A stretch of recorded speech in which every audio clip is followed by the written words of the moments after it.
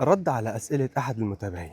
في واحد بعت لي على الصفحة قال لي: يا مستر معتز، أنا في مستوى البيتس باي ولكن الشرايبن عندي صعب جدا والإشبريشن صعب وبلاقي فيه صعوبة في القسمين دول.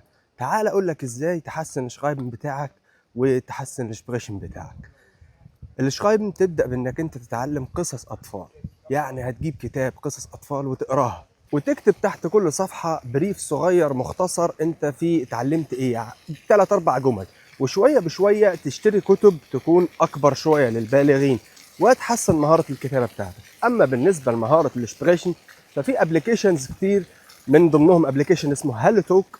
ده بيخليك تتعامل وتتكلم مع نيتيف سبيكرز، بيخليك تحسن مهارات.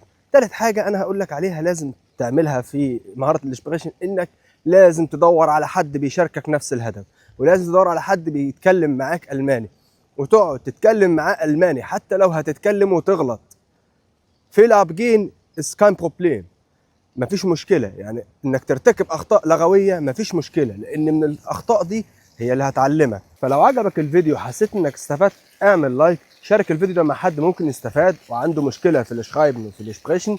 ولو عندكم اي تعليق اكتبوا لي تحت في الكومنتات رأيكم ايه، ولو في حاجة تانية عايزين تعرفوها ابعتوا لي على الخاص. السلام عليكم.